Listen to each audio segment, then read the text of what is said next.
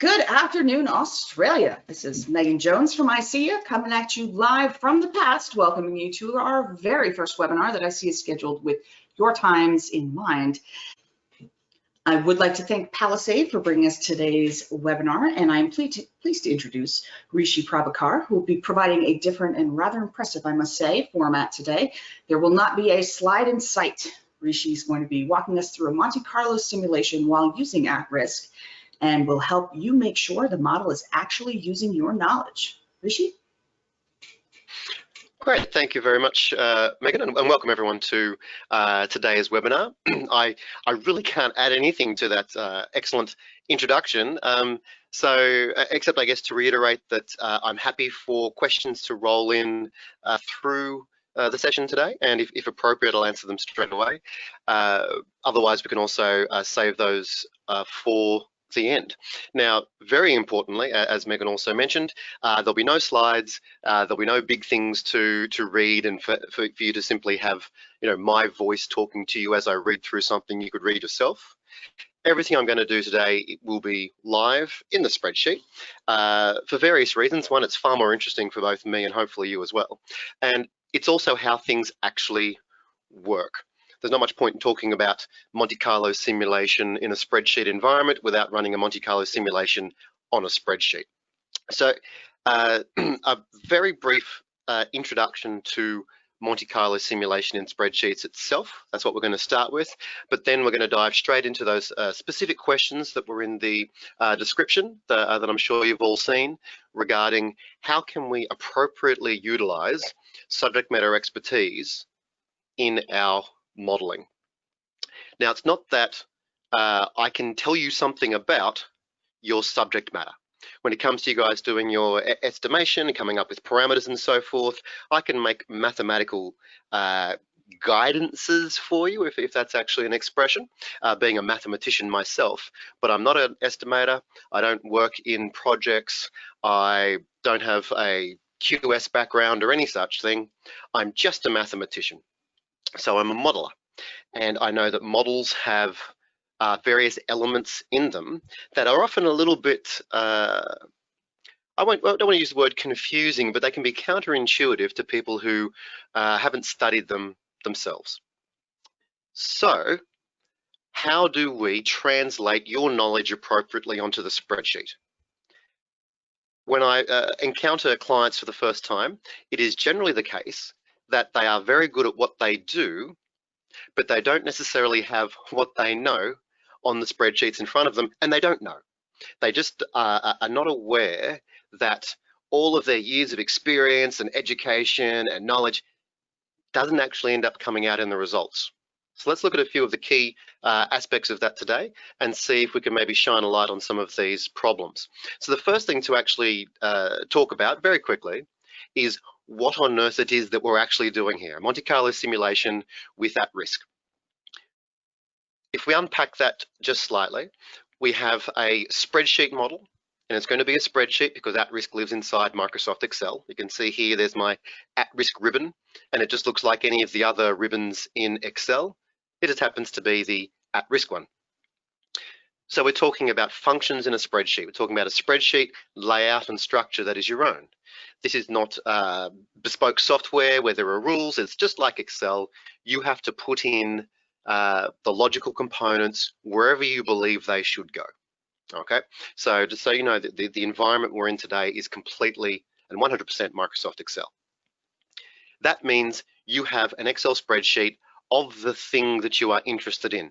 Now, all of your models are going to be far more comprehensive than this, but let's pretend that this is the entire project that you are trying to produce some sort of estimate and useful information for. Okay, so let's take a quick look at what's in here. I've got a handful of really generic cost elements, and I haven't bothered to break these things into quantities and rates or into further levels of granularity. Simple lump sums. It's irrelevant how you choose to model these things, and I've just done the simple approach of a single lump sum value for everything. We use our knowledge to come up with these estimates. Based on what our requirements are, we'll probably need to spend $2 million on a piece of land to put this facility in. The facility probably cost about 5 million. We've got 4 million in raw materials we're going to need. Maybe this is the first year, maybe this is the startup. There's our salaries, we've got some other overheads, vehicles costs, and so on. The spreadsheet model is not very complicated insofar as it's merely a sum of those costs. All right, straightforward so far. But the problem that we need to overcome here, the trick is, does this provide value? And the simple answer is not yet. Why not yet? Because something I can be quite confident of is that this will not be the exact cost of anything. None of these cells where I've written in my estimate or base case, these two can be different, but let's just pretend they're the same for now. When I've typed that value into the spreadsheet, I've made some guesses. I've made some rough assumptions. I've come up with a number, often nice and round like this, and I add them up and I say, what have we got here? 18.5 million. Does this help my decision maker decide on the feasibility of the project? Does it help them decide what contingency they should potentially employ here? Or what if there's a separate category called management reserve? Do I get any information about that?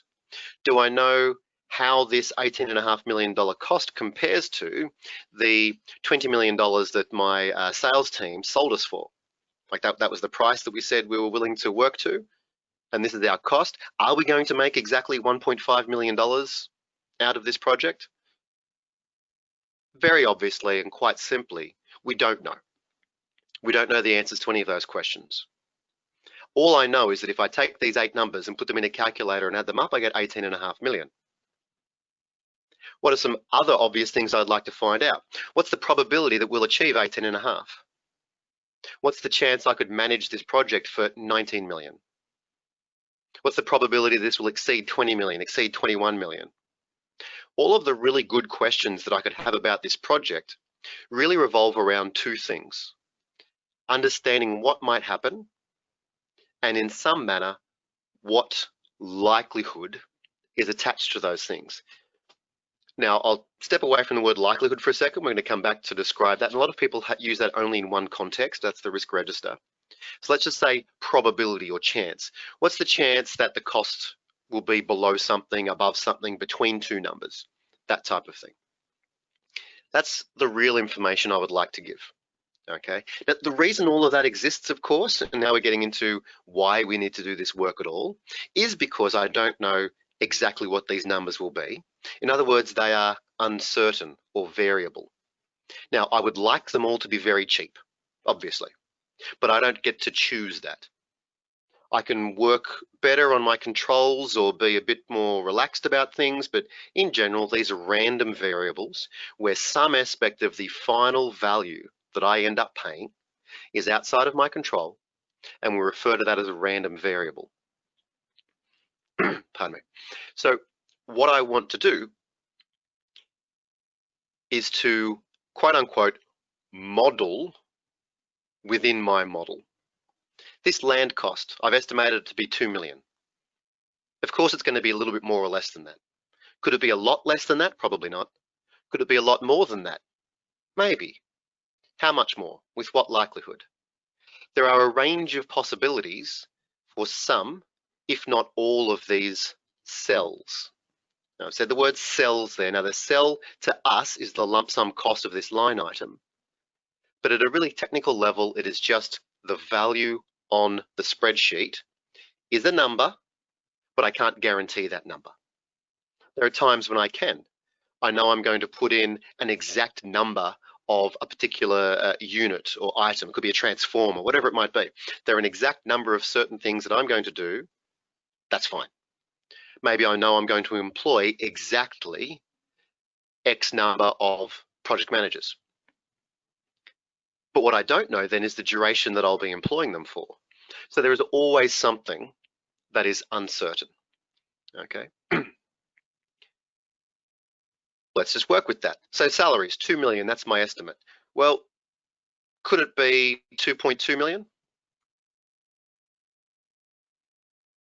Sure could, and that would make the overall project dearer. So I've now put in a new piece of data and I've got a new total. Is that helping me yet?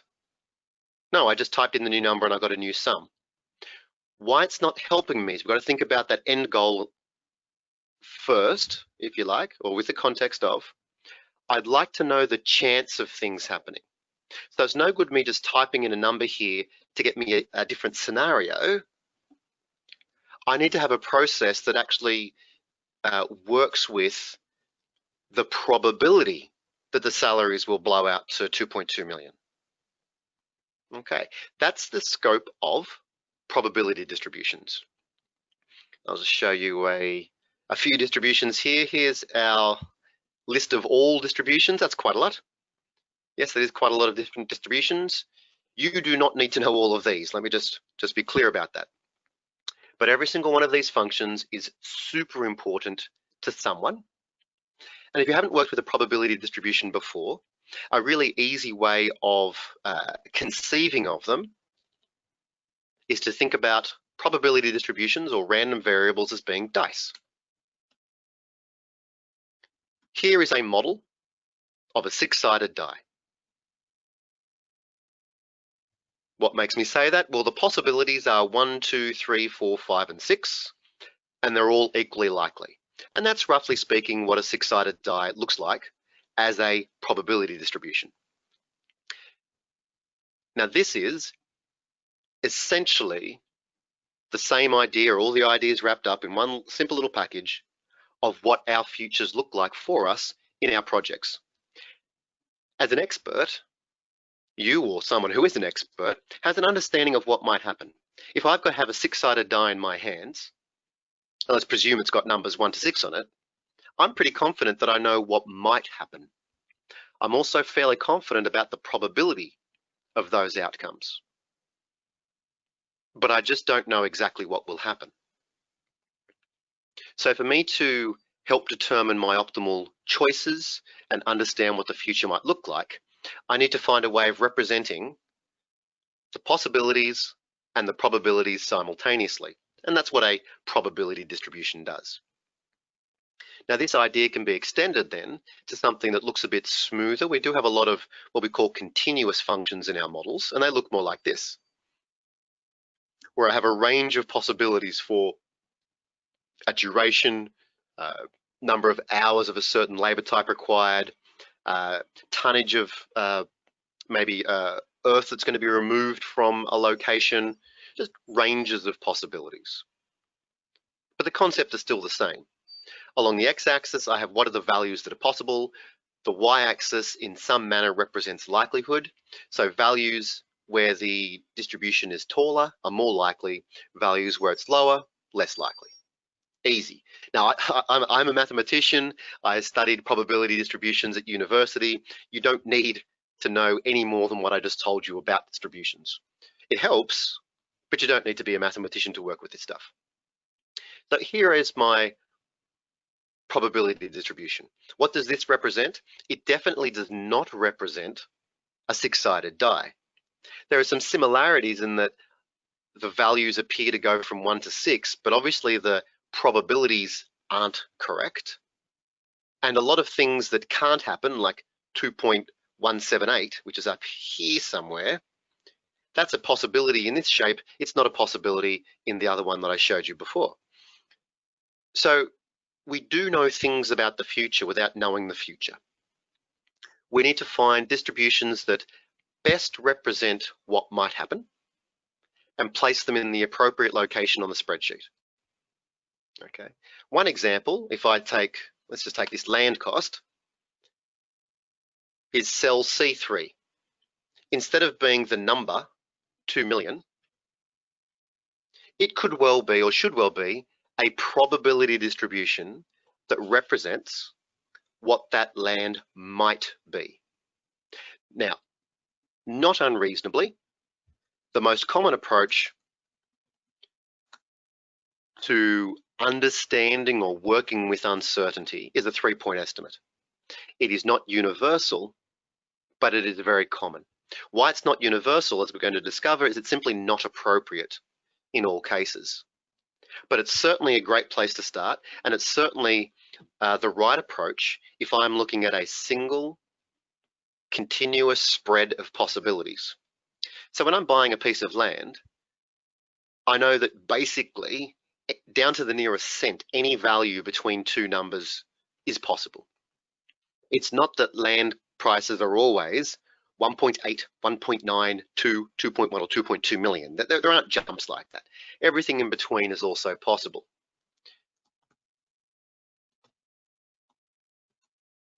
Our most common interpretation or way of describing these things are expressions like minimum, most likely, and maximum, or best case, worst case, most likely. Undoubtedly, you've heard those sorts of expressions. Now, if I take the information that I had previously and say that my base case, original base case of 2 million should be my central parameter, and let's say the minimum would be, let's say 1.7 million, and the maximum would be 2.5 million. So far, that seems reasonable. It's not, and that's what we're going to talk about today, but so far, that seems reasonable. What, indeed, is unreasonable about this? Well, there are a few philosophical things. Sorry, I've just got a question here. Okay, I've got a question about when we should use a 5-point estimate and how to do it properly. We might need to wait for the end for that one because there's a lot to unpack there in terms of what a 5-point estimate actually means to you. And by that I mean there are various approaches that I would say that they all could be called a 5-point estimate. So perhaps while I'm going, if you'd like to maybe give a slightly expanded description of that, okay? And then depending on what you write, maybe I'll answer it now or at the end. But thanks, Mary, for jumping in with the question. Okay, so let's take a quick look at a philosophical opposition I have to this structure. The first one is something that we can definitely discuss without any mathematical knowledge whatsoever. What does the word maximum mean? Similarly, what does the word minimum mean? They very literally and technically represent the absolute biggest or absolute smallest thing that could possibly happen. They definitely mean that, okay? But are they legitimate ideas? Is it the case that there is some mechanism that kicks in and says that I cannot spend more than $2.5 million and 0 cents on the piece of land that I want? If I really want it, but the seller's not willing to go below that number, don't I just have to potentially pay more? What about the duration of a task? I think something will take no more than 25 hours. So I put that in as the maximum. What actually prevents it from taking 26 hours? Certainly not my desire for it to not be longer than that. What I'd like us to think about is if we blindly apply these definitions to this 3-point estimate, we have to acknowledge that these words have meaning. They aren't simply the first, second, and third values that you feel like saying. A maximum is just that. Is there an actual, specific, and logical upper limit to arguably any of your cell values, let alone all of them?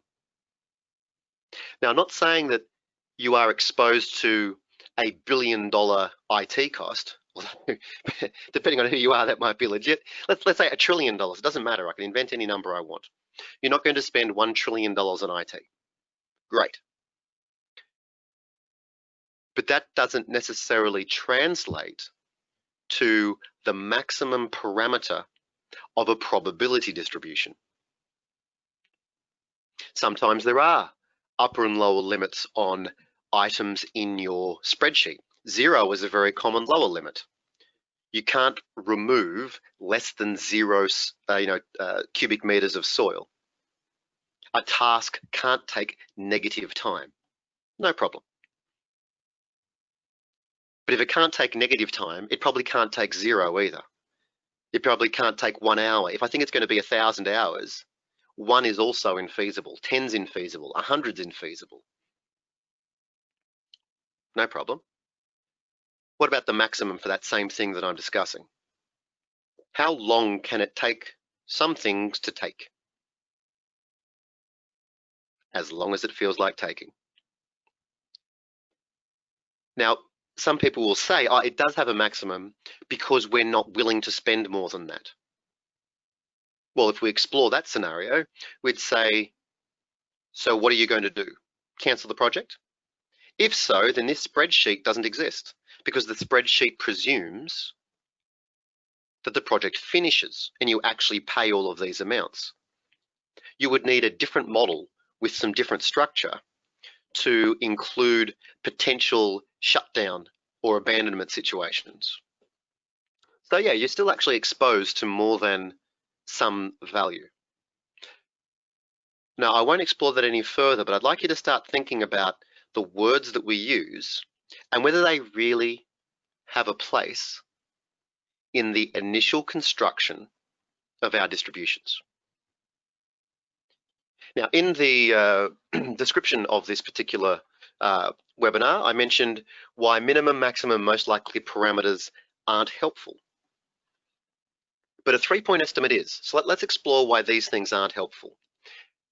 And what we encounter, what we're going to see, is that these words are very much being utilized by software, by the computer, in their strictest, pardon me, technical definition. Now, if we sit around a table and we have a little bit of a workshop about some of these costs, and you say, oh, look, you know, the minimum's 1.7, most likely is 2 million, maximum's 2.5 million. We'll all nod. You can't see it, I don't have a video, but I'm sitting here nodding. We all nod and you go, yep, I think that those numbers are right. Yep, good work, Rishi. Pretending I was the one that did it. So we're nodding. But when I said 1.7 and 2.5 as my extremities, I 100% bet that everyone in the room believed that this could actually happen. Why would I say a number that was impossible? Obviously, I'd say something that was a potential outcome. I would definitely say something could happen. Why would I say something that just can't happen? Why would that be my 3-point estimate? There's no way. There's no way known that I would say something that I truly believed was impossible. So I think all of these things are possible. Will they be possible if I simply apply them to the most common function used in this space? What's the most common function used? Well, there are 2 really. I don't want to tell you why triangles are a really poor choice, but the other very common choice is the Pert distribution, sitting right here, this shape that we saw previously. I'll go and pick up those cell references for my 3-point estimate. There's my shape. It goes from 1.7 to 2.5 million. 2's in the middle. It's all good.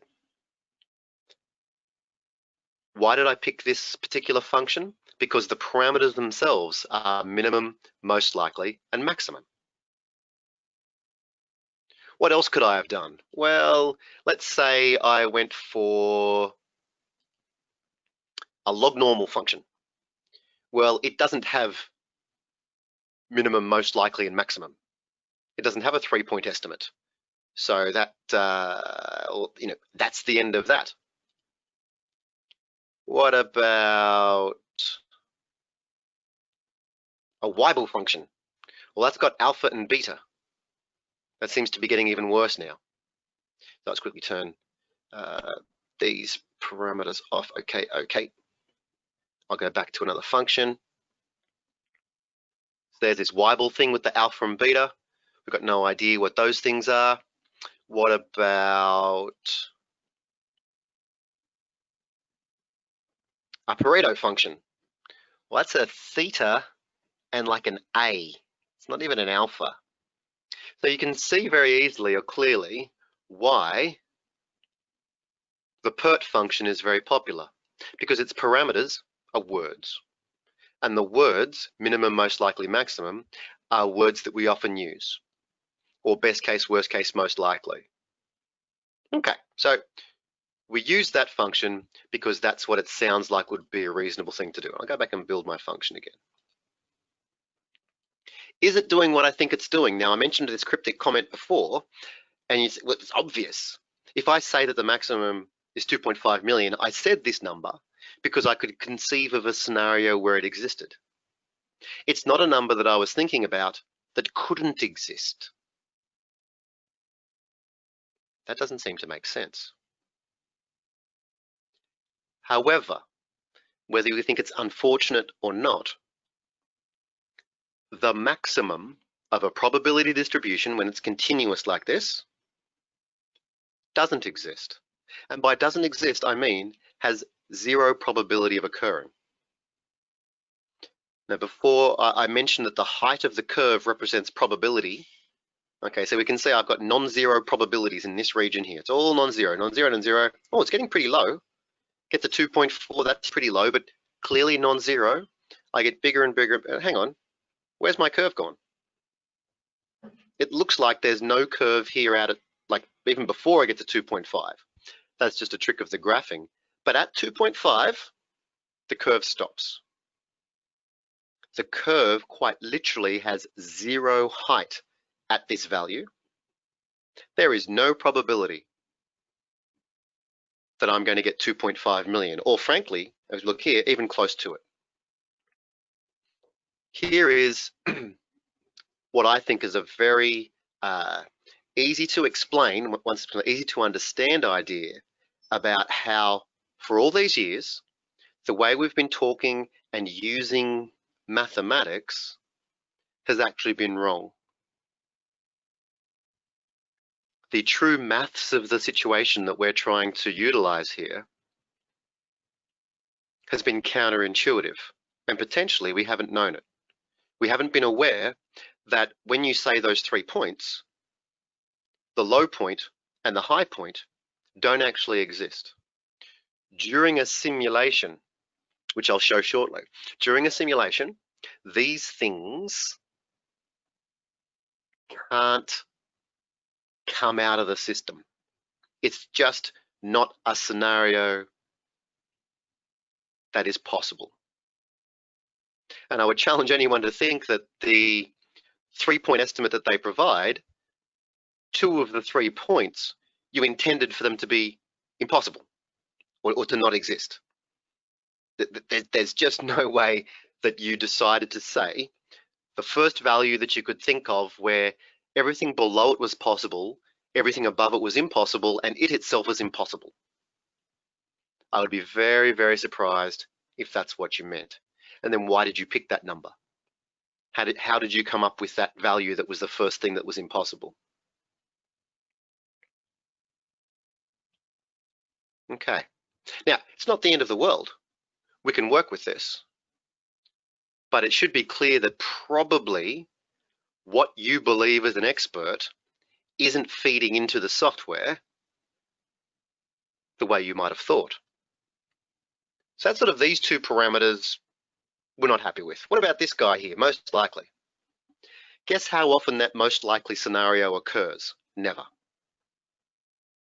The individual outcome of $2 million, despite being labeled most likely, itself has zero probability of occurring. I have a chance of being within a neighborhood or within a region or within a distance of it, absolutely. But it itself effectively doesn't exist. For some things, that's kind of okay because I only think there's a range of possibilities anyway. But what about an example, say the IT cost? I've got a quote.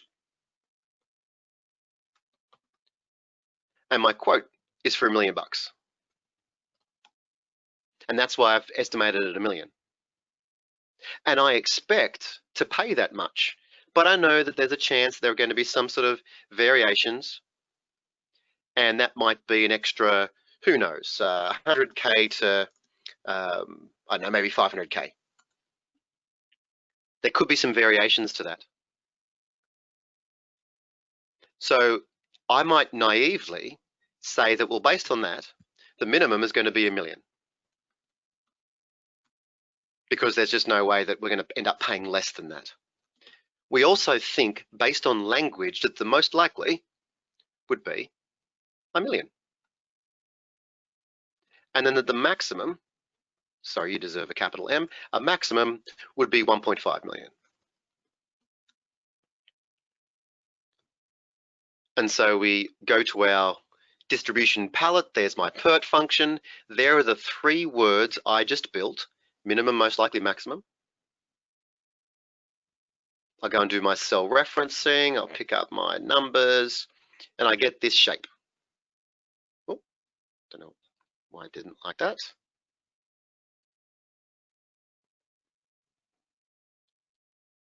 Oh, look at me referencing text as if it exists.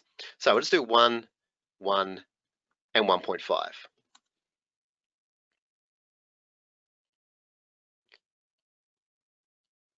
Just do some on-the-fly editing here. Now I have actual values, and so I have a function that exists.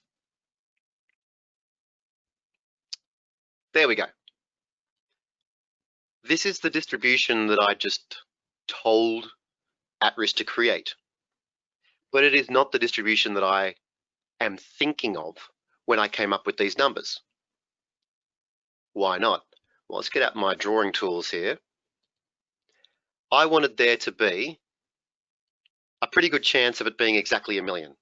So there should be a big spike here at exactly that number. That's a terrible drawing.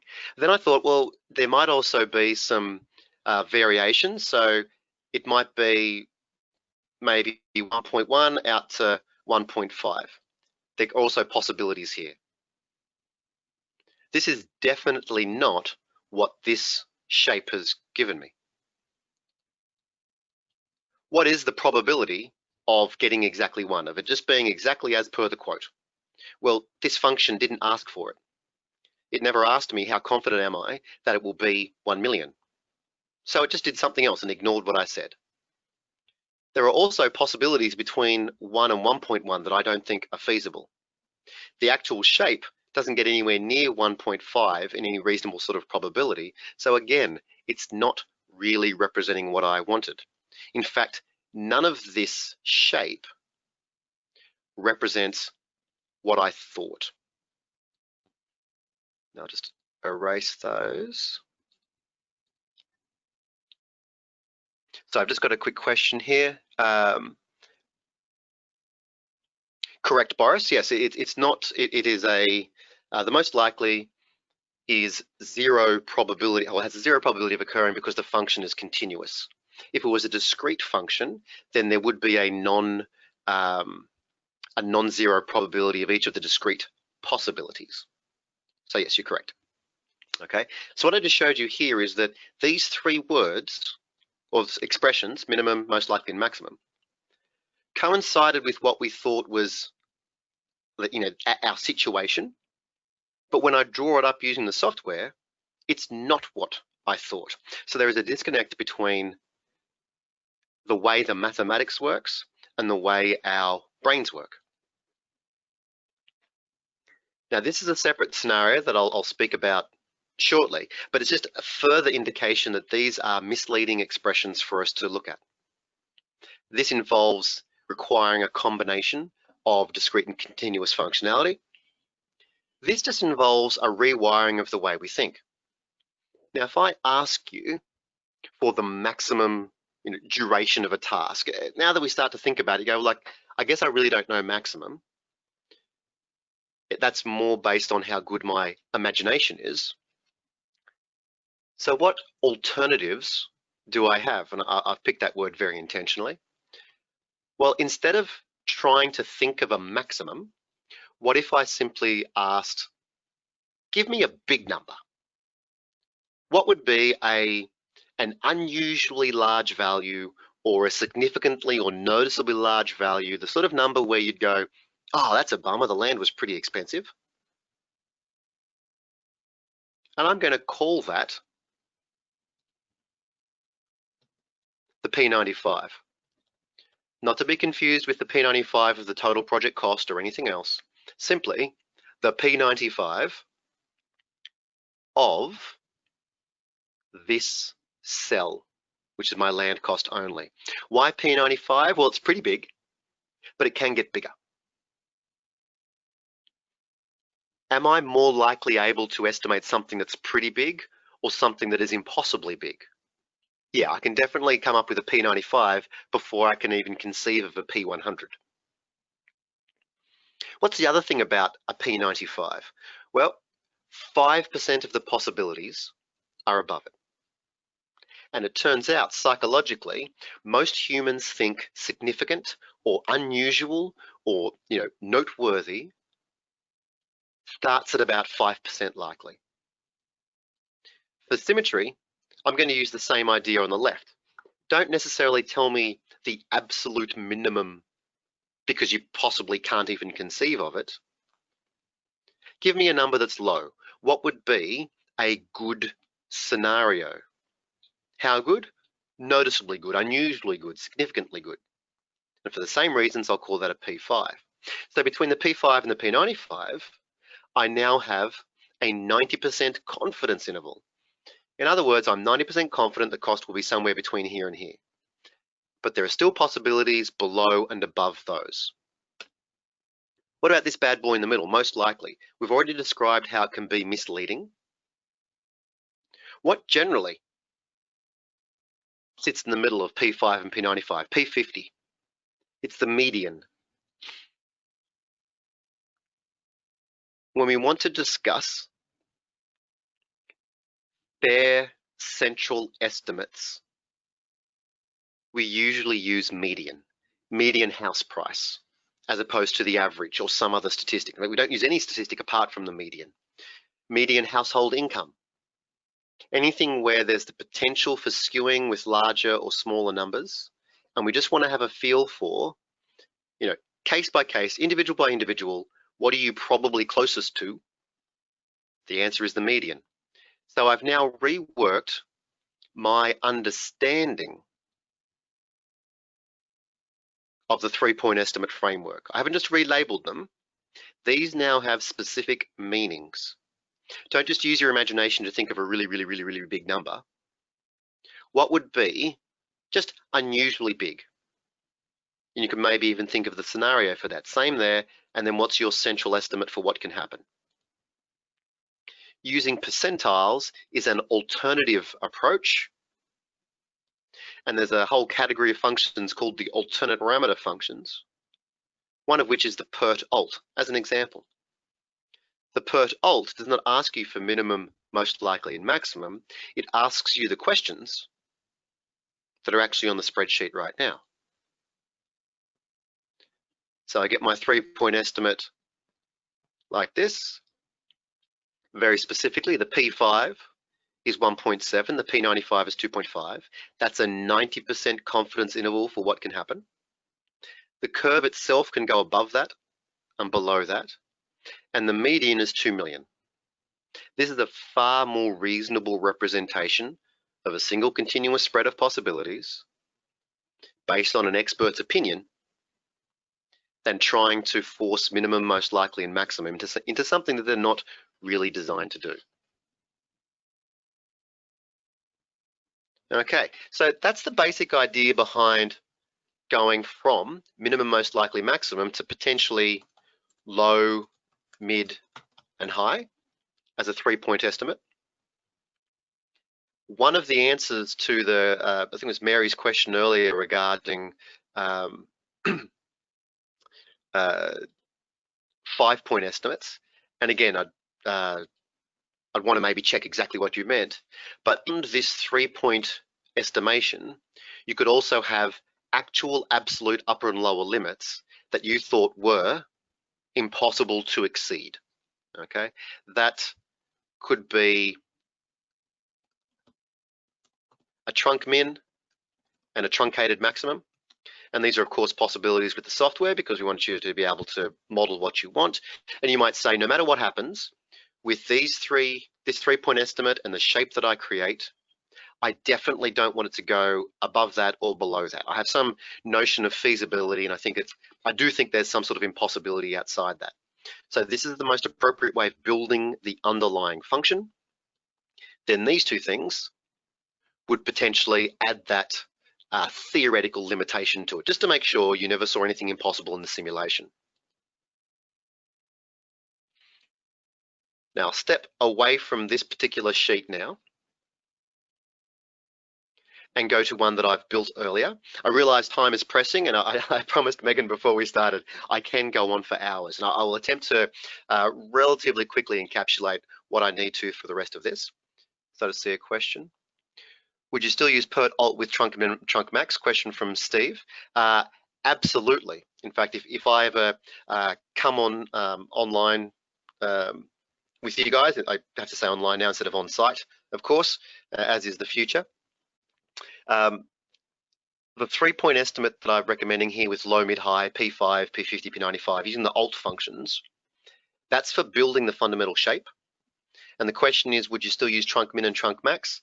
I would then definitely always suggest having the option of including minimum and maximums outside that, just for where you think they're relevant. Not for everything, but just to make sure that nothing impossible pops up. Okay. Now, Alex has a question about, can you give any insights around estimating p-values? That the simplest and potentially only value that I can add to that discussion is what I said already about what would count as being noticeable or significant or unusual. It's also the 1 in 20, and the full range from low to high is 9 out of 10. So the hope is that in the room, in your mind, you've got 10 projects, 10 years, 10 somethings worth of experience that you can see where the middle 9 would be. Or you've got 20 somethings worth of experience. And so you've got an idea about what the higher and lower ones could be.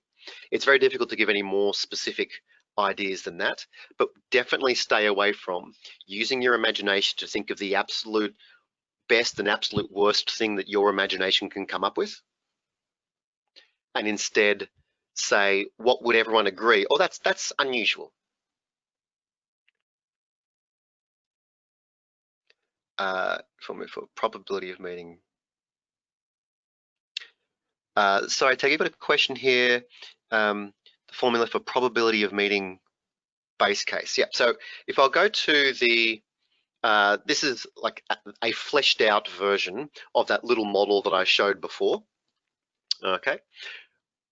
I have given 3-point estimates, low, mids, and highs across my ranges here. Mostly I've just gone -10 plus 15, just for simplicity. I've got a -10 plus 20 here. I've also got a -10 plus 50. So I have different distributions as my sampled possibilities. Now, just to quickly show you what a simulation looks like, it looks like this. Here's one future possibility and what the total would look like. Here's another. Here's another. Here's another. Here's another. Here's another. Here are all these different possibilities for the future. How I'm generating those is by literally throwing the dice. So randomly sampling from my Pert Alt, and I've also got lognorm alt functions in column J. I'm simply adding them up, and each of these is an alt function referencing the low, mids, and highs. Some have also got a truncation here as well. So, to the question about understanding the probability of meeting the base case, or indeed any other statistic, the simple answer is we don't know. So what do? We create future data to find out. Okay, we're going to create future data to find out, and you're sort of looking at it on your screen right now, if indeed the screen is refreshing quick enough for you guys to see. This is running a simulation. Obviously, there's one that I built earlier, and I'll show you that. So previously, I've run 100,000 iterations of a simulation with at risk. Here are all 100,000 different possibilities for the direct costs. Now, if I ran it again, I'd get a different 100,000 iterations, depending on what simulation settings I use. I could have done a million different possibilities. So to generate results for my in this case, just the direct costs, I take that 100,000 data point column, I can graph it. So now I can see what the possibilities are for the direct costs. But very specifically, I can answer questions like, well, what do you think the chance is that we'll actually come in under our base case? Well, I guess it's about 36%. Not because I've worked that out, but because of the 100,000 data points that I generated randomly, and it's the randomness that gives me answers in the form of the probability of things happening, 35.9% of those 100,000 values, so just under 36,000 of the possible combinations of costs that I sampled added up to less than 18.5. And it turns out that 5% of them added up to more than 20.06 million. If we sold ourselves for 19.5, then it turns out there is about a 16% chance that we would lose money on this deal. If I want to be 90% confident that I can manage the project, I need $19.74 million to be 90% confident that I can manage the project for that much. Okay, now that's more getting back to the fundamentals of why we would do this work, but obviously I was trying to focus on building the inputs that clearly are the reason we get those sorts of answers. So let's check on a question here. Can you use different probability distributions for your cost items? Absolutely. You can and should, where you have a rationale for choosing them. For the most part, you can get away with modeling almost anything with just the log norm alt and pert alt that I have in this spreadsheet. Okay, but anything is possible. Okay, you've mentioned here a few things though. So for example, normal distribution is probably not a good model for anything in the project space, but there are certainly other things that are. Pert is a type of beta curve, so you wouldn't necessarily be worrying about choosing between them and so on. Quick question, someone's asked about the spreadsheet. Yep, I can give you guys, or make a copy of this available. For all the other questions, I will save them till the end. I promise I will come back to them, but I'll save them to the end because I just want to show you something really important. Unfortunately, I have talked for too long, as I promised Megan that I might. I want to talk to you about likelihood, specifically why most risk events in your risk register don't have a likelihood. This might be something that perhaps we set up another such session like this, and I'll look at risk registers in more detail later, but I just want to give you this little teaser. Most of your risk registers will have a column called likelihood, maybe probability or chance, it's all the same thing, but they've got a likelihood column, and every single risk event is given a likelihood. If you have, say, a 3-year infrastructure project, you know it's going to take a little bit more, a little bit less than, a little bit longer, a little bit less than that. And you've got storms as a line item in your risk register. What is the probability of storms? The answer is 100%. There's going to be a storm. That's not the right question. A better question is how many storms would happen. What about a rail project and theft and vandalism? Some of the losses that you could incur. What's the probability of theft? What do you mean? What's that question actually mean? The chance of one incident? Is it the probability of 2 or more than 5? Because the number of times this thing can happen could be more than 1, a likelihood makes no sense. Instead, what we want to find is a way of modeling the frequency of said thing. Now, a frequency, if the event can only happen once or not, is perfectly modeled using a probability, because the probability makes sense. The likelihood is, what's the likelihood it will happen, once or not? Because that's the only thing that can occur in terms of how many times it could happen. But if I have another example down here, what have I got? Losing confidential data. Well, it might happen 0 times. It might happen once, twice, 3 times, 4 times, and so on. So what I need is an appropriate way of modeling the frequency, how many times something might happen. And this goes back to the key point of utilizing your knowledge appropriately.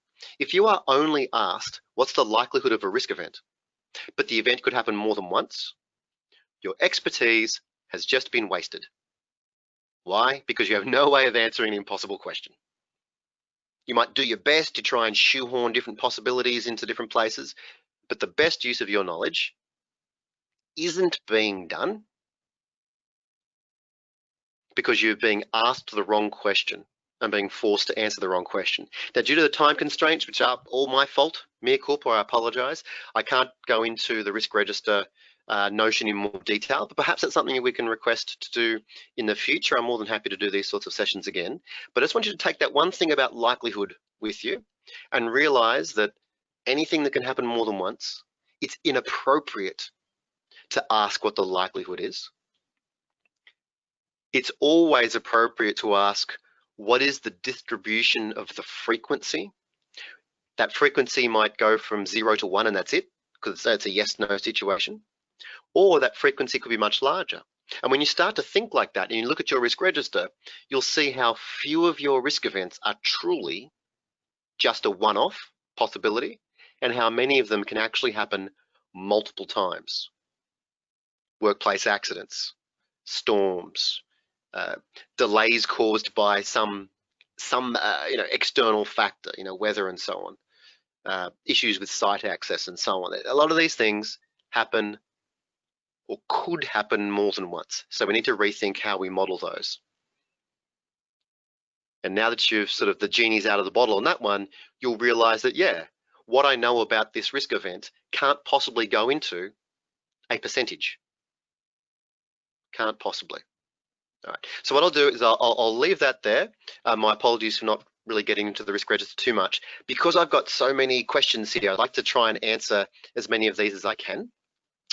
So where was I? Rashan asked about the spreadsheet. Yes, I can make that available. What is the appropriate number of iterations for a simulation? Very tricky to simply give you advice on that. There's a concept called convergence, and I'll quickly click in the simulation settings here. There's a concept called convergence, which basically says how precise would you like your answers to be? What's the tolerance around your estimates? The estimates of your, not your estimated numbers, but your estimated statistics out of the simulation. In other words, if you quote someone the P90, is your P90 estimate for the total project cost, has that been estimated to within like a 10% precision, which is pretty bad, or 5%, 1%, 0.5%? As you wish to be more precise, you're going to need more data, and the convergence test can help you. The most grotesque rule of thumb I can come up with for you right away is that if you run any fewer than 10,000 iterations, I bet that's not enough. In the project space, it's normally in the tens of thousands, somewhere between sort of 50 to 100,000. It's rarely in the millions, but it's never in the hundreds or thousands. It's always going to be more. Okay. Now, in terms of so Richard's asked a question about correlation. I'm not sure. Have you got a previous question? Maybe not. So just in general, yes, there is a lot of correlation present in cost models. Things are related by like local and global economic factors for things like commodity prices, material prices. Wage rates are affected by industrial relations type issues in certain countries and so on. Simply the scope of the project. If you are shifting more material, you need more excavator operator hours, which means you need more supervisor hours, which maybe means you've got the project managers there for longer and so on. So there is a lot of dependency in a model. You may have noticed on my ribbon here is a correlation button. So yes, we always try and model correlations where you can. So that would be relating two or more probability distributions during a simulation, such that when you run a simulation, if one of, say, the quantities was higher, then another quantity is also likely to be higher.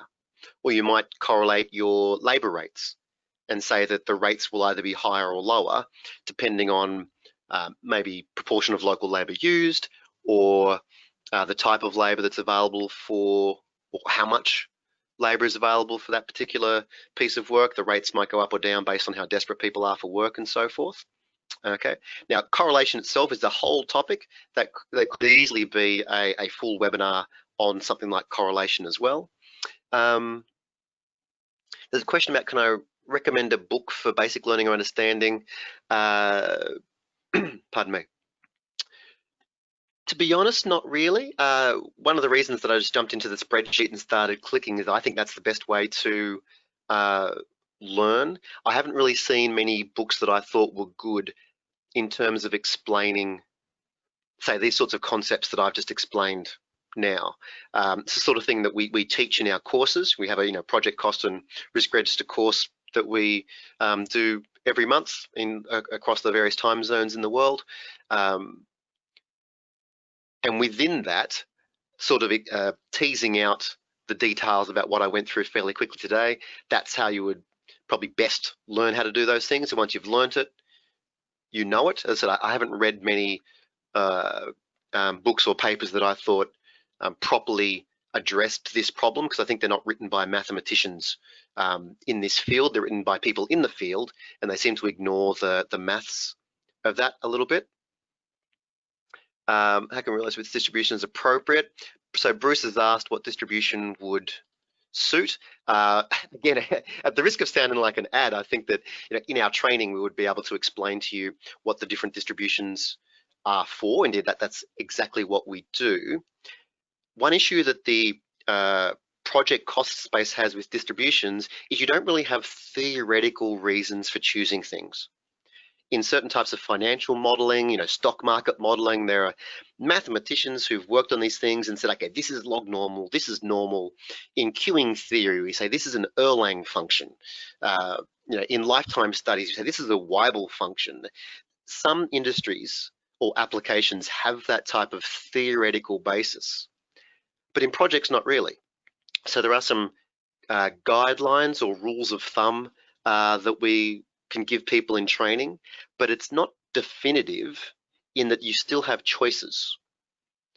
If you don't like the Pert function, there would be other possibilities for you, but they would need to be similar enough to a Pert. Okay. Sorry, I'm just trying to cover these questions as best I can. Modeling specific events. How would you model ambiguity? Imperfect information in a project. Okay, I think that's a really nice big philosophical question. I probably can't address too much here. So the question specifically is, I just realized you guys maybe can't actually see the questions that I'm looking at. It says, how would we model ambiguity, the presence of imperfect information in a project? I'd say the approach to modeling that is Monte Carlo simulation is the best we can do to take into account that sort of imperfect information. In that, information is always values typed onto a spreadsheet, and we can look at distributing possibilities around those values.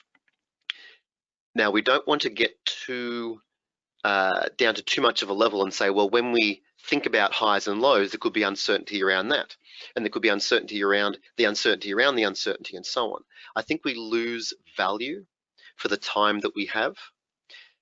So I would tend to think that imperfect information is exactly what we are modeling. So rather than worrying about the fact that it is imperfect, we simply say, okay, well, what would be a reasonable spread of possibilities or a reasonable set of possibilities? Okay. Mary has a question. Most of the time cost build-up is based on quantity and unit value. How would you model these cost line items? I'm sorry, Mary, that's probably outside the scope of the time that we've got left at the moment. That said, hopefully, I believe in the correspondence you guys will get from the association, you guys will be able to get in touch with us directly. So where you have these bigger questions, potentially we can look at answering some of those in the future. Michael's asked, why is triangle not recommended? So the triangular distribution itself isn't a picture of anything. Okay, it's not a picture of anything. It's not There are no real processes in the world that look like a triangle. There aren't any triangular data sets for durations or costs or rates or anything like that. So it's simply never the most appropriate function.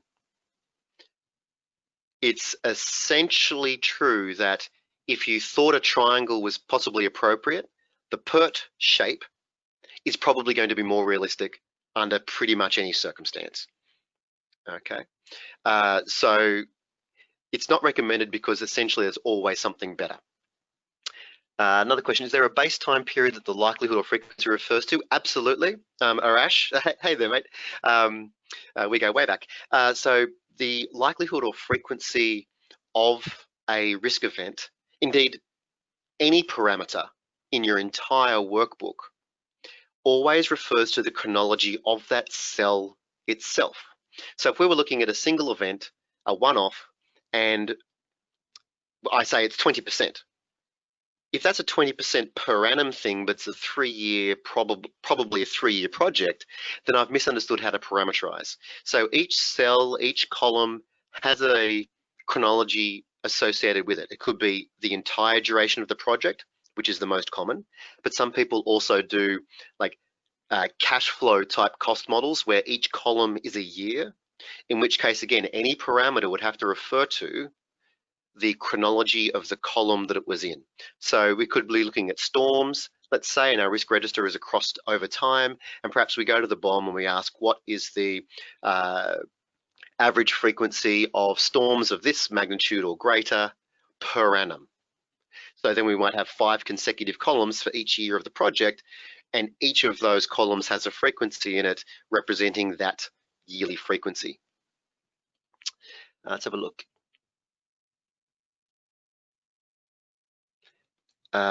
In order to understand what distribution should be used to model certain parameters. Sorry, Janet, I'm not quite sure what your question is there. I'll say this, I think I understand at least the start of the question. To understand what distribution you would choose is going to be independent of the parameters that you require for it. Now, if we set up a spreadsheet model nicely, conveniently, appropriately, reasonably, you will probably have the same parameters regardless of your distribution choice. And that's what I would always prefer, to keep things as simple and straightforward as possible. Whether you're choosing between, say, the Pert or the log norm alt functions, they both have the same set of parameters. And I would be very loath to include a third distribution that had a different set of parameters requiring a different I guess a different thought process or a different way of addressing the problem. Where possible, any variability should be as consistently modeled as possible, if that makes sense. Okay, oh, look at the time. I'm sorry, guys, I have gotten to the end of the question. Oh, no, I haven't. I thought I got to the end of the questions. It has been such an impressive sprint. I couldn't help. I could not interrupt. This was fantastic to listen to. So squeeze another one in. Let's see what we can do. Let's have a look. Just a quick question about the simulation size. What about schedule, duration, so on, things? Yes, the rules for simulating are the same regardless of whether it's cost or schedule or risk registers and so forth. Probably you need more iterations than you think. So, like I said, broadly speaking, in the project space, 50 to 100,000 is where that usually comes out when we look at convergence, but it's not really possible for me to give you a specific question. Rod's asked about, does that risk assume independence? It assumes independence unless you use the correlation feature, in which case you get to describe the dependency. Okay, so when you just put a function in, a distribution in by itself, then it's just independent, but it's just like a switch. You turn on correlation if you choose to. Talk about standard deviation. Standard deviation isn't really, I hate to say it, it's not really a useful statistic. certainly in the project space. It does not have the practical interpretations that people believe they have. It's very rare that you have normal distributions of anything in a project space. You're almost always skewed. So I wouldn't worry about trying to use a normal function or indeed talking about standard deviations very much. Why does the triangle function exist is a very good question. It's very simple. It's very non-threatening because everyone knows about triangles from when they're at primary school. So compared to, say, an inverse Gaussian function, non-mathematical people are quite happy to talk about triangles. It is also, technically speaking, what you get when you sum two uniform distributions together. So the triangle does exist in some sense, but it's not very useful for us when we are modeling it. How do we capture extreme events at the same time given distributions assumed for an item? So the extremeness of an event is captured mostly in its parameters and sometimes in the choice of probability distribution, but structurally an extremal event is no different to a very common event. Okay, I appreciate the thanks below, and a couple of people have mentioned maybe doing something focusing a bit more on risk registers. Absolutely, that's certainly something that we can look into. There was a very complicated question that I sort of looked over here with Steve Bickley has asked, and I saw quantum superposition in the question, and I'm thinking that that is outside the scope of what I can talk about right now, but I would like to get a list of these sorts of questions and potentially try to address them at a later date. Okay, Megan, you better jump in now, I think, otherwise I'm just going to keep on talking, and these people have listened to me for over an hour already. They're eating it up though, so I can't. I mean, the questions keep coming in. I'll be able to send you a list of all of the questions tomorrow. Okay, great. I can't. This has been a fantastic session. It's been a real pleasure to hear your work, sir. And it looks like everyone else is in strong agreement with that. So I don't think I have much else to say. If tomorrow we'll be sending you guys a link to where you can download the video of today's presentation and some more information for you as well. I hope you come back to another presentation, and we would be more than happy to work with Palisade again on going a little deeper into at-risk. So with that, I would like to say thank you, Palisade. Thank you, Rishi. If you have a final You're welcome, Megan. Yeah. Well, all right. It's been a pleasure. Yeah, it has. Everybody have a fantastic rest of your day. Stay safe, stay sane, stay healthy, and be good to yourselves. Thank you. Thanks, guys.